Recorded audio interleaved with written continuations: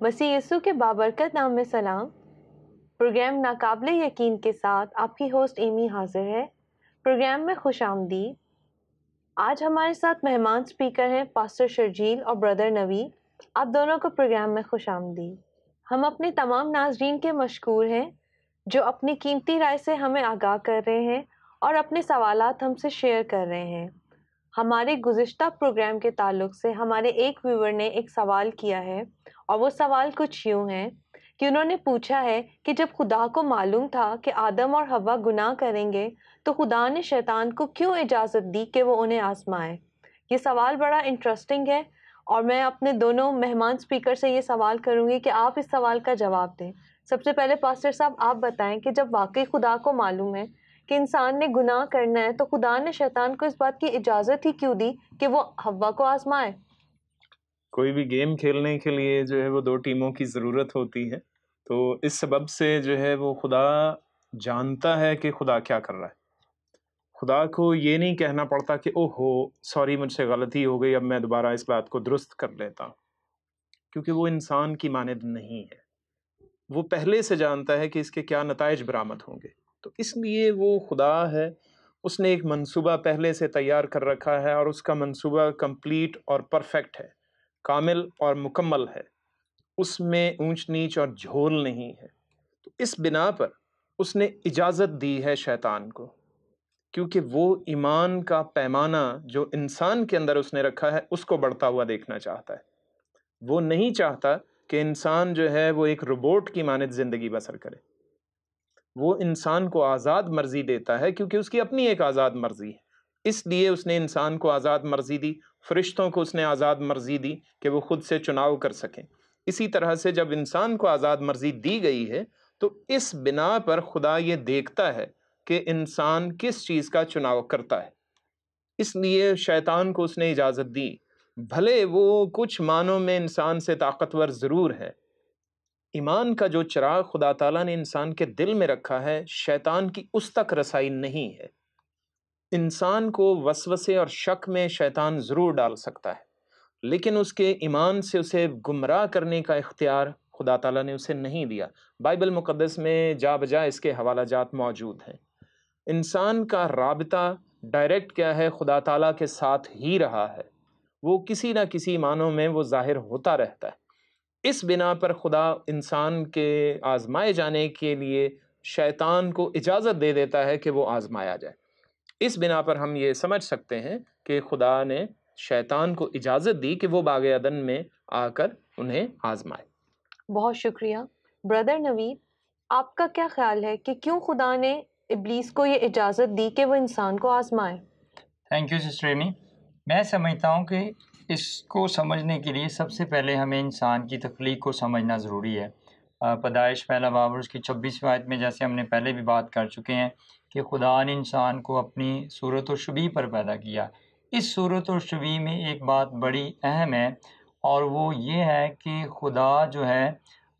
خدا نے کچھ ایسی صفات ہیں جو خدا نے انسان کے اندر بھی رکھی۔ خدا کی ایک صفت ہے خود فیصلہ کرنے کی، سیلف ڈٹرمیننٹ گاڈ، جیسے ہم کہتے ہیں کہ خدا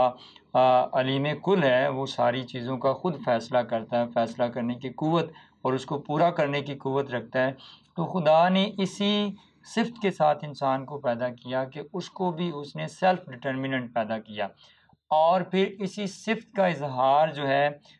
اس کی ہمیں بعض گشت جو ہے وہ باغ عدن میں اس جگہ پر نظر آتی ہے۔ اگر خدا کی یہ صفت ہمیں باغ عدن میں نظر نہ آئے تو پھر خدا اس کو ایک ریموٹ کی طرح، جسے بھائی پہلے بات کر رہے تھے، تو خدا کبھی بھی ایک ریموٹ کی طرح انسان کو وہ کنٹرول کرنا نہیں چاہتا۔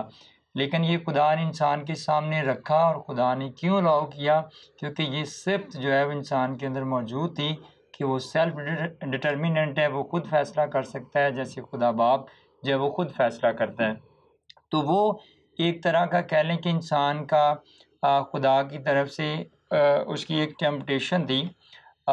خدا کے لیے ایک اور ہمیں فرق ٹیمپٹیشن میں اور ٹیسٹ میں واضح کرنے کی ضرورت ہے۔ ایک ورڈ ہوتا ہے ٹیسٹ، تو ٹیسٹ میں کہہ لیں کہ کسی چیز کی کمپیٹیبلٹی، اس کی کہہ لیں کہ جو ساکھ ہے، اس کی جو ڈیوریبلٹی ہے، اس کو چیک کیا جاتا ہے کہ کوئی چیز کتنی پائیدار اور کتنی اچھی ہے۔ تو یہ خدا نے اس کو ٹیسٹ میں نہیں ڈالا، خدا نے آدم کو پرفیکٹ بنایا، خدا کو کوئی شک نہیں ہے آدم کی پرفیکشن پر، اپنے بنائی ہوئی چیز پر، لیکن آدم جو ہے وہ ٹیمپٹیشن کا شکار ہوا، اور وہ اس لیے کہ انسان اس مائنڈ کے ساتھ پیدا ہوا ہے کہ وہ چیزوں کو خود دیکھے اور ان کے بارے میں فیصلہ کرے اور خود ان چیزوں کے بارے میں آگاہی حاصل کرے۔ تو حوا جب اس پھل کو دیکھتی گزرتی تو وہ ٹیمپٹیشن کا شکار ہو رہی تھی، خدا اس کو ٹیسٹ میں نہیں ڈال رہا تھا۔ یعنی اس کو دیکھنے کے بعد اس کے ذہن میں یہ خیال آتا کہ خدا نے کیوں منع کیا، اور پھر اسی پوائنٹ کو شیطان نے لے کر استعمال کیا اور سانپ کو استعمال کیا کہ آدم جو ہے جب وہ گزرتا ہے تو اس کے ذہن میں ایسا سوال آتا ہے، تو پھر ہم کہہ لیں کہ شیطان کے پھندے کا چارہ بنتے ہیں، ہم خود بھی ٹیمپٹیشن کا شکار ہو جاتے ہیں جب ہم چیزوں کے بارے میں شک کرتے ہیں۔ تو شک کہہ لیں کہ ایک اپنے اندر بہت یہ بھی خطرناک چیز ہے جب ہم خدا کی ہر بنائی ہوئی چیز یا خدا کے احکامات پر شک کرتے ہیں۔ بہت دفعہ مسکنسیپشن یہ کہ ہم سمجھتے ہیں کہ خدا ہمیں آزماتا ہے، خدا کے بارے میں لکھا ہے کہ خدا کسی کو بدی سے نہیں آزماتا، تو خدا ہمیں ایسی آزمائش میں نہیں ڈالتا جس سے انسان کا کہہ لیں کہ نقصان ہو، انسان موت کی طرف جائے، بلکہ انسان اپنی ذات کے اندر جب وہ خدا کے احکامات، خدا کے کلام اور کہہ لیں کہ خدا کے بنائے ہوئے قوانین سے سرکشی کرتا ہے، شک کرتا ہے، بغاوت کرتا ہے، تو اس وقت کہہ لیں کہ انسان جو ہے وہ ٹیمپٹیشن کا شکار ہوتا ہے۔ اور یہی کچھ آدم اور حوا کے ساتھ باغ عدن میں ہوا۔ خدا نے سرین منع کیا تھا، واضح حکم تھا کہ باغ کے تمام پھلوں کو تم کھا سکتے ہو، لیکن یہ ایک درخت ہے جس کا پھل تم نے نہیں کھانا۔ لیکن آپ دیکھتے ہیں کہ کیسے حوا جو ہے گزرتی ہے اور دیکھتی ہے اور اپنے ذہن میں سوچتی ہے کہ کیا واقعی ایسا ہے، اگر ہم اس کو نہیں کھائیں گے، اگر ہم کھا لیتے ہیں تو پھر کیا ہو سکتا ہے۔ تو اسی پوائنٹ کو، اسی شک کو جس کی بنا پر وہ آزمائش کا شکار ہو رہی تھی، شیطان نے دیکھا، اور شیطان سانپ کے اندر سما جاتا ہے اور پھر وہ ایک ٹول بن جاتا ہے کہہ لیں کہ اس کو آزمانے کا، اور حوا کہہ لیں کہ اس کا شکار ہو جاتی ہے اور وہ اپنی ذات کے اندر وہ آزمائش کا شکار ہوتی ہے، خدا اس کو نہیں آزماتا۔ اور اس میں ایک چیز میں ایڈ کرنا چاہوں گی کہ ایک تجسس کا عنصر بھی شامل ہے، انسان کے اندر ایک خدا نے رکھا ہے کہ اسے تجسس رہتا ہے چیزوں کو، کریوسٹی جسے ہم کہتے ہیں، تو شاید یہ عنصر بھی شامل تھا جس کی وجہ سے وہ اس ابلیس کے بچھائے ہوئے جال میں پھنس گئے۔ بالکل صحیح کہہ رہی ہیں آپ۔ لیکن ہمیں دیکھیے تجسس ایک اچھی چیز ہے، یہ انسان کے اندر ایک صفت ہے، لیکن ہمیں اتنا ہی تجسس کرنا چاہیے لمیٹیشنز کے اندر رہ کر جتنا خدا ہمیں کسی چیز کی اجازت دیتا ہے۔ بابل کا واقعہ آپ کو یاد ہے کہ جب بابل کا برج انہوں نے بنانا چاہا تو ان کے اندر بھی یہ تجسس کی خواہش ہی تھی، لیکن انہوں نے بھی خدا کے بنائے ہوئے قوانین کے خلاف یہ تجسس کو استعمال کرنا شروع کیا، جس کی بنا پر خدا نے لعنت کی۔ سو ہماری کریوسٹی یا تجسس جو ہے اگر وہ بھی خدا کی شان کے خلاف ہے تو ہمارے لیے لعنت بن جاتا ہے۔ بہت شکریہ۔ اب ہم اپنے پروگرام کے اصل موضوع کی طرف آتے ہیں، جو ہمارا آج کے پروگرام کا موضوع ہے وہ بھی پیدائش کی کتاب کے تعلق سے ہی ہے۔ پیدائش کی کتاب پر ایک اور اعتراض یہ کیا جاتا ہے جو حوا کے تعلق سے ہے کہ جب حوا کو خدا نے قائن کی صورت میں ایک بیٹا دیا تو حوا نے کہا کہ مجھے خدا سے ایک مرد ملا۔ تو بہت سے لوگ اس پہ یہ اعتراض کرتے ہیں کہ حوا شاید اس وقت یہ کلیم کر رہی تھی کہ جو قائن ہے وہ مسیحا ہے، یا وہی وہ وعدہ جو خدا نے ان سے باغ عدن میں کیا تھا۔ تو اس بارے میں کیا سچائی ہے؟ کیا واقعی یہ اعتراض درست ہے کہ حوا کی سوچ اس وقت یہی تھی کہ شاید قائن ہی وہ مسیحا ہے جو آ کے نجات دے گا، یا اس کا پس منظر کچھ اور ہے؟ تو سب سے پہلے پاسٹر صاحب آپ سے یہ سوال ہے کہ حوا کے اس جملے سے کیا مراد تھی، کیا لے سکتے ہیں، اور بائبل کیا کہتی ہے اس کے بارے میں؟ شکریہ سسٹر، اس میں واضح ہے ایک لحاظ سے تو کہ یہ اعتراض جو ہے وہ اس کو اعتراض تو نہیں کہا جا سکتا، یہ تو ایک کمنٹ ہے، اس پر ایک جو ہے وہ بات کی گئی ہے کہ مجھے خداوند کی طرف سے ایک مرد ملا۔ تو پیدائش 3:15 میں ابھی یہ بات ہوئی تھی کہ عورت کی نسل سے ایک ہوگا جو سانپ کے یعنی ابلیس کے سر کو کچلے گا۔ تو ابھی تو نسلیں ابھی بڑھ ہی نہیں، یہ پہلی اولاد پیدا ہوئی ہے زمین پر، روئے زمین پر اور کوئی انسان موجود نہیں ان 3 اشخاص کے علاوہ، یعنی آدم ہے، اس کی بیوی حوا ہے، اور پھر ان کا بیٹا قائن پیدا ہوا ہے۔ تو اس لحاظ سے یہ بات دیکھی جائے تو ممکن ہے یہ بات انسان ہونے کے ناطے، اور پھر گناہ کے بعد جو صورتحال پیدا ہو چکی ہے، انسان کے گناہ کے باعث زمین لعنت کا شکار ہو چکی ہے، وہ باغ عدن سے نکالے جا چکے ہیں، اس لیے اب ان پر مختلف طرح کی چیزوں کے اثرات بھی مرتب ہو رہے ہیں۔ پہلے ان پر موسم کے اثرات بھی مرتب نہیں ہوتے تھے جب تک وہ باغ عدن میں تھے اور گناہ نہیں ہوا تھا، کیونکہ ہم اس میں پڑھ سکتے ہیں بائبل مقدس میں، وہاں دوسرے باب میں واضح لکھا ہے کہ وہ دونوں بے لباس تھے، ان کو وہاں لباس پہننے کی ضرورت نہیں، وہاں کا موسم اس طرح کا تھا، وہاں کا موسم بہترین ہے، نہ وہاں پر شدید سردی ہے نہ شدید گرمی ہے، جو ان کے لیے آسانی کا سبب بنی ہوئی تھی۔ تو جب یہ باغ عدن سے نکلے ہیں، اس کے بعد ان کے لیے مشکلات پیدا ہوئی ہیں، تو یقیناً جو مشکلات ان کے سامنے آ کھڑی ہوئی ہیں، اب انہیں زمین جوتنا پڑتی ہے، اب ہل چلانا پڑتا ہے تاکہ اپنی خوراک حاصل کریں۔ تو جو آسانیاں انہیں وہاں باغ عدن میں میسر تھیں، اب اس جگہ سے نکلنے کے بعد وہ فیسلٹیز، وہ سہولیات اب زمین پر ویسے میسر نہیں ہیں۔ ان سہولیات کو حاصل کرنے کے لیے انہیں اور محنت کرنی پڑ رہی۔ پہلے بھی محنت کرتے تھے، لیکن ایک تیار شدہ باغ کے اندر اس کی باغبانی، نگہبانی، یہ سب ان کی ذمہ داری تھی، لیکن اب اس میں کیا ہے، باغ بنانے کے لیے بھی انہیں محنت کرنا پڑے گی اگر یہ اپنا باغ تیار کرتے ہیں۔ تو اس چیز کو مد نظر رکھتے ہوئے یہ بات سوچی جا سکتی ہے کہ حوا کے پہلا بیٹا ہوا تو اس نے یہ سوچ لیا کہ ہو سکتا ہے یہ بھی عورت کی نسل سے پیدا ہونے والا پہلا شخص ہی سانپ کے سر کو کچل ڈالے، اور ابھی وہ زخم تازہ تازہ تھا جو باغ عدن میں انہیں لگا تھا، کیونکہ یہی پہلے گناہ کا شکار ہوئی یا آزمائش کا شکار ہوئی تھی، اور سانپ نے اسے بہکایا، تو یقیناً اس کے دل میں رنجش تھی کہ شیطان کو کسی طرح سے ہرا ڈالے۔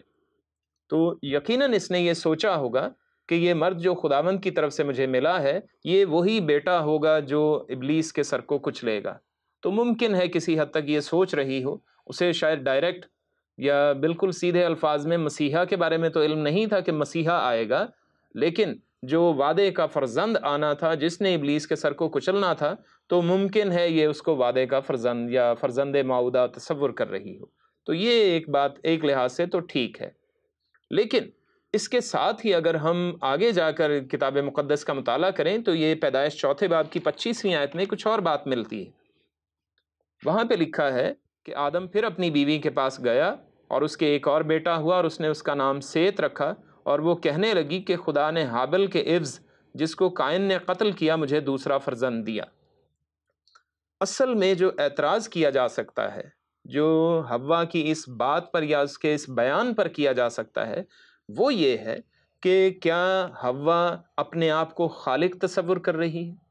کیا وہ بھی یہ تصور کر رہی ہے کہ میں بھی خدا کی طرح ایک انسان بنانے کے قابل بن گئی ہوں؟ کیا یہ ایک اعتراض ہے؟ اس طرح کے اعتراضات کیے جا سکتے ہیں۔ تو ایسا ایکچولی نہیں ہوا، کیونکہ عبرانی زبان کا لفظ جو وہاں پر استعمال ہوا ہے، مجھے خداوند کی طرف سے ایک مرد ملا، ملنے کے لیے وہ قنیتی ہے، جس سے آگے لفظ جو قائن کا نام رکھا گیا، اسی عبرانی لفظ کی ورب سے اس کی روٹ ورب یہی بنتا ہے، قائن یعنی ملا ہوا، یعنی کسی کی طرف سے گفٹڈ، تحفہ۔ تو یہ چیز جو ہے وہ اس کے ایک معنی ہے، لیکن اس کے دوسرے معنی یہ بھی ہیں، کریٹڈ یعنی تخلیق کردہ، یعنی میں نے تخلیق کر لیا۔ تو کچھ علماء یہ بھی اعتراض کرتے ہیں یا ناقدین یہ بھی اعتراض کرتے ہیں کہ یہ حوا نے یہ کہا کہ میں نے بیٹے کو یا ایک مرد کو تخلیق کر دیا، جیسے کہ خدا تعالیٰ نے آدم اور حوا کو تخلیق کیا تھا۔ تو اس طرح سے، لیکن وہاں پر جب آگے ہم 25ویں آیت میں اس کا مطالعہ کریں تو پھر یہ بات ہمیں نظر نہیں آتی، اور اگر ایسے ہوتا تو پھر کیا ہے، وہ پہلی بار میں بھی اسی طرح کی بات کرتی جیسے اس نے دوسری بار میں یہ بات کی۔ اور دوسری بات اس کا جو جواب ہے وہ یہ ہے کہ بائبل مقدس میں یہ قنیتی کے حوالے سے جو لفظ استعمال ہوا عبرانی زبان میں، وہ 226 بار آیا ہے، جس میں سے 220 بار ترجمہ کر کے ملا ہوا اور حاصل کردہ کیا گیا، جس سے واضح ہوتا ہے کہ یہ کہہ رہی ہے کہ مجھے خداوند کی طرف سے ایک مرد ملا جس میں خدا کی قدرت کو ہی اہمیت دے رہی ہے، وہ خدا کو ہی اول درجہ دے رہی ہے، اپنے آپ کو وہ اول درجہ نہیں دے رہی۔ یہاں پر اس کا لفظ پہلے میں استعمال ہو گیا، تو اس سے یہ نہیں کہ اس میں پائی جاتی ہے،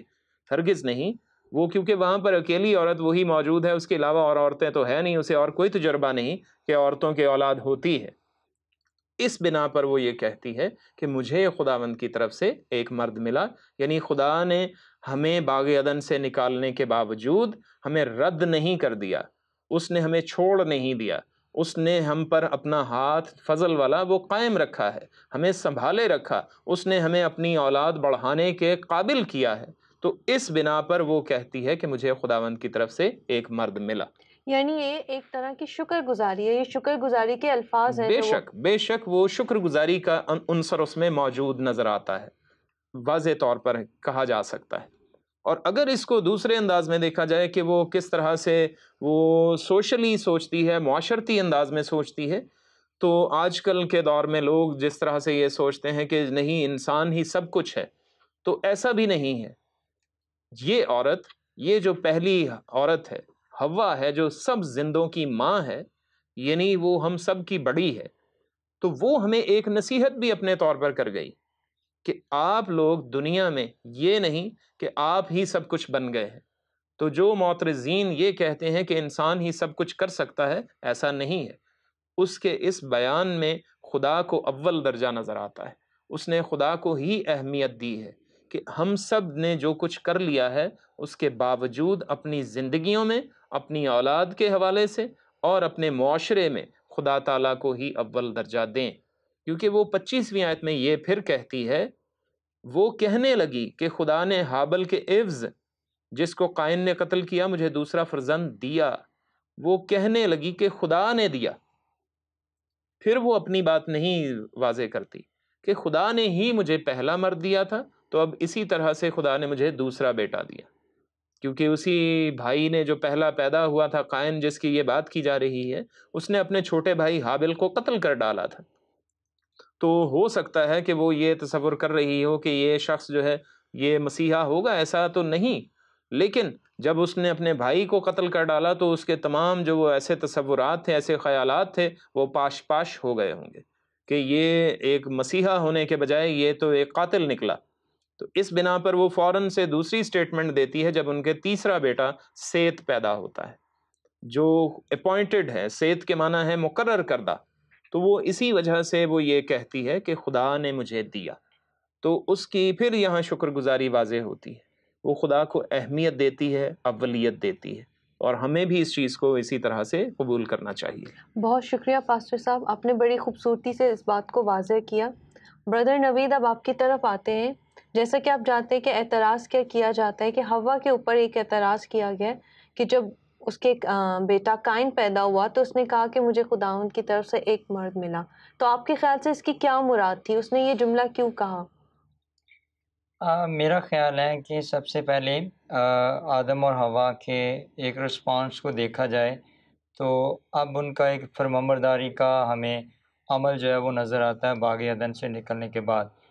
کیونکہ جو نافرمانی انہوں نے کی، جو گناہ ان سے ہوا، اس پہ بڑے وہ پشیمان ہیں، ندامت ایک انہیں ہوئی، رسوائی ہوئی، لیکن اب نکلنے کے بعد ایک فرمانبرداری یہ ہے کہ خدا نے جس طرح سے انسان کو پیدا کیا، جس نیچر اور فطرت کے ساتھ، خدا نے کہا کہ بڑھو پھلو اور زمین کو معمور و محکوم کرو، تو ایک طرح سے اب انہوں نے خدا کی تابعداری کی، اور اب آدم جو ہے وہ اپنی بیوی کے پاس گیا، اور موسٹلی بائبل کے اندر جب آدم اپنی بیوی کے پاس یا مرد اپنی بیوی کے پاس جاتا ہے تو اس کے لیے ایک ورڈ یوز ہوتا ہے جاننا، تو اس عمل کے ذریعے سے ایک ریلیشن شپ جو ہے وہ بلٹ ہو رہا ہے، ٹھیک ہے نا؟ یعنی ہم یہ کہہ سکتے ہیں کہ آدم نے اب حوا کو جانا، تو ریلیشن تو ان کے پہلے بھی باغ عدن کے اندر بھی تھے، لیکن وہ ریلیشن کہہ لیں کہ کرس کے نیچے آ گئے جب انہوں نے گناہ کیا، اور میں سمجھتا ہوں کہ ایک طرح سے یہ ایک نئی شروعات تھیں جو ان کی کہہ لیں کہ گناہ آلودہ اور اس نافرمانی کی حالت میں جو سزا ان کو ملی تھی، تو اس کے بعد جو ایک نئی شروعات تھیں، تو آدم نے بھی اپنی بیوی کو جانا، ایک نیا ریلیشن ہمیں نظر آتا ہے، اور اس جاننے کے وسیلہ سے اب جو خدا انہیں اولاد دے رہا ہے اس کی شکر گزاری وہ اتنی کہہ لیں کہ وہ گرم جوشی سے کرتی ہے کہ مجھے خدا کی طرف سے ایک مرد ملا، اور میرا خیال ہے یہ پوری آج کی انسانیت کے لیے ایک بہت بڑا سبق ہے. جس طرح آج کے ہم ویسٹ میں دیکھتے ہیں، اپنے ایون ہمارا پاکستانی کلچر اور ایشین کلچر بھی اب اس سے پیچھے نہیں ہے کہ لوگ جو ہے وہ نسل کشی کرتے ہوئے ہمیں نظر آتے ہیں. لیکن ایک خدا کا جو پلان اور ارادہ ہے انسان کے لیے، جو شروع سے اس نے بنایا کہ وہ زمین کو معمور و محکوم کریں، تو آدم اور حوا کا ایک پازیٹیو پہلو اس میں نظر آتا ہے کہ انہوں نے خدا کی تابعداری کی اور اولاد پیدا کر کے حوا کو یہ بھی کہہ لیں کہ وہ تسلی ہوئی. جو خدا نے وعدہ کیا، اس کو وعدہ یاد تھا کہ عورت کی جو نسل ہوگی وہ کہہ لیں کہ ابلیس کو، سام کو، اس کے سر کو کچلے گی، اور اس طرح سے ایک نجات دہندہ جو ہے وہ دنیا میں آئے گا. اور یہ ریلیشن شپ پھر عورت اور مرد تک نہیں، اس ریلیشن سے کہہ لیں کہ خدا کو بھی انہوں نے بہتر طور پر جانا. اگرچہ وہ باغ عدن میں جانتے تھے، لیکن میں نے کہا کہ یہ ایک نئی شروعات تھی. تو نئی شروعات میں اولاد پیدا ہونے کے سبب سے خدا کے ساتھ بھی ایک نئے طرح سے ریلیشن جو ہے وہ بلڈ اپ ہونے جا رہا تھا، جو آگے مستقبل میں مسیح یسوع کے وسیلہ سے کہہ لیں دوبارہ باپ کے ساتھ کہہ لیں کہ وہ پورا ہونا تھا. تو اس کی ایک کہہ لیں کہ پیش گوئی بھی تھی، ایک تصویر تھی کہ اسی طرح مسیح موعودہ جو ہے وہ عورت کی نسل سے پیدا ہوگا اور وہ تمام دنیا کے گناہ اپنے اوپر اٹھا لے گا اور اس گناہ کا کفارہ دے گا جو آدم اور حوا سے باغ عدن میں ہوا تھا، نافرمانی کا. بہت شکریہ بردر نوید. وقت کی کمی کے باعث ہم اپنے پروگرام کا اختتام کی طرف جاتے ہیں، اور میں آپ دونوں سے گزارش کروں گی کہ آپ آج کے پروگرام کو مختصراً کنکلوڈ کر دیں. پہلے پاسٹر صاحب آپ اس کو کنکلوڈ کر دیں، اس کے بعد بردر نوید آپ. ٹھیک. اس میں سسٹر بات یہ ہے کہ خصوصی طور پہ اس بیان میں کہ مجھے خداوند کی طرف سے ایک مرد ملا، یہ عورت ہونے کے باوجود اسے پتہ ہے کہ میری اولاد ہوگی، اس سے آگے اولادیں ہوں گی، دنیا بڑھے گی، اور کیونکہ جیسے حکم تھا انہیں ملا کہ زمین کو معمور و محکوم کرنا ہے انہوں نے، تو اسی طرح سے زمین پر عورتیں مرد سب بڑھیں گے. تو اس نے یہ بات جان لی کہ نہ مرد عورت سے بڑھ کر ہے اور نہ عورت جو ہے وہ مرد سے بڑھ کر ہے. یہ چیز اس میں نظر آتی ہے اس کے اس بیان میں کہ خدا کی طرف سے مجھے ملا. یعنی ہر چیز میں اولیت جو سب سے پہلا پہلو ہے وہ خدا کا رکھے. اور پھر جو فیملی کا ایک سٹرکچر ہے وہ یہ سمجھ گئی کہ تثلیث کا تصور، تثلیث کا سٹرکچر بھی وہ سمجھ گئی کہ وہ کیا ہے، کہ خدا باپ ہے، خدا بیٹا، خدا روح القدس ہے. تو یہ تینوں ایک فیملی ہے. تو اسی طرح سے وہ کیا ہے، وہ یہ سمجھ گئی کہ جیسے شوہر ہے، بیوی ہے، اور پھر اولاد ہے، یہ تینوں انسان ہیں. ان کا جوہر، ان کی صفت کیا ہے، وہ انسان ہے. جیسے خدا کے تثلیث میں، اقانیم میں، وہ ان کا جوہر، ان کا صفت کیا ہے، خدا ہونا ہے. تو ویسے ہی انسان ہونا، یہ ایک فیملی میں یہ ایک صفت تھی. تو اس چیز کو وہ سمجھ کر یہ کہتی ہے کہ ہمیں خدا کی طرف سے اولاد ملی، تو ہمیں اپنے گھر میں، اپنی فیملی میں کیا کرنا ہے، خدا کو اولیت دینی ہے، خدا کو سب سے اوپر رتبہ دینا ہے. تو ہماری فیملی درست طور پر چلے گی. جب فیملیز درست طور پر چلیں گی تو پھر کیا ہے، معاشرہ درست بنے گا. جب خاندان درست تو معاشرہ درست، جب معاشرہ درست تو شہر درست، شہر درست تو ملک درست، تو اور پھر جب ملک درست ہوں گے تو پھر پوری دنیا درست ہو سکے گی. تو اس طرح سے وہ ایک کیا ہے، ایک ایسا سیکوینس ہمیں دیتی ہے، میتھمیٹیکل سیکوینس بھی کہہ سکتے ہیں اور سائنٹیفک سیکوینس بھی، کہ آپ اس کے بلڈنگ بلاک یعنی کیا ہے وہ فیملی، وہ کیا ہے وہ خدا کو اولیت درجہ دے. تو اس کی بنا پر کیا ہوگا، ہم پورے ملک میں، پوری دنیا میں کیا ہے، ایک بہترین طریقہ کار کیا ہے وضع کر سکتے ہیں، اس کے مطابق چل سکتے ہیں. اور یہ اس کے دوسرے بیان میں بھی بات ہمیں نظر آتی ہے کہ ہمیں خدا کو اولیت دینی ہے. اور جو فیمنسٹ ہیں کچھ لوگ جو ہے وہ ان کے لیے بھی وہ بات واضح کر دیتی ہے کہ خدا کی طرف سے مجھے ایک مرد ملا ہے، کہ جیسے خدا نے کہہ دیا ہے مرد کی بھی اہمیت ہے اور عورت کی بھی اہمیت ہے. یہ نہیں کہ عورت جو ہے وہ زیادہ اہمیت کی حامل ہو گئی یا مرد جو ہے وہ زیادہ اہمیت کا حامل ہے. برابری خدا تعالیٰ نے دی تھی، تو اسی چیز کو وہ یہاں پر اپنے بیان میں واضح کرتی ہے. بہت شکریہ پاسٹر صاحب. ناظرین، یقیناً آپ کو ہمارا آج کا پروگرام بھی بہت پسند آیا ہوگا. اس وقت اسکرین پر ہم سے رابطے کے لیے ہمارے فون نمبرز، ہمارے اسکائپ آئی ڈی، ہماری فیس بک آئی ڈی اور ای میل ایڈریسز دکھائے جا رہے ہیں. آپ ہم سے رابطہ کریں اور اپنی رائے سے ہمیں آگاہ کریں. اگلے ہفتے اسی دن اسی وقت آپ سے پھر ملاقات ہوگی. دیکھتے رہیے پروگرام ناقابل یقین.